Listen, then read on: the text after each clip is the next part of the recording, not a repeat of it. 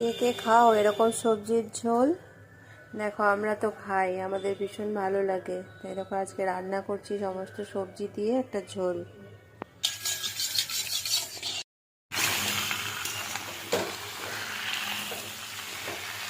দেখো এখানে মশলা নিয়েছি, টমেটো, কাঁচা লঙ্কা আর আদা। এটাকে মিক্সিতে পেস্ট করে নেব।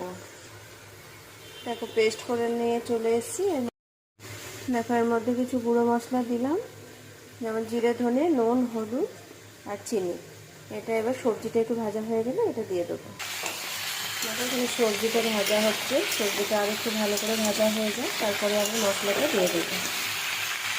দেখো সবজিটা ভাজা হয়ে এসছে, এবারে আমি মশলাটা দিয়ে কষিয়ে নেবো ভালো করে।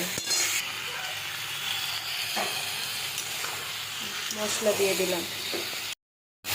দেখো মশলাটা কষানো হয়ে গেছে, এবারে আমি জল দেব। এই সবজিটা কি বলতো, ডালের বড়ি কিংবা সোয়াবিন আর নচে ছোটো মাছ দিয়ে করলেও ভালো লাগে, কিন্তু আমার কাছে সোয়াবিনটা নেই, মাছও আনা নেই, আর বড়ি আছে কিন্তু আমি দিতে ভুলে গেছি। এবার জল দিয়ে দেবো।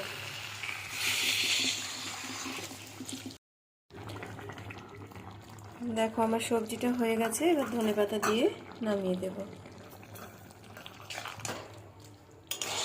এই যে আমার সবজি কমপ্লিট। কেমন লাগলো জানিও।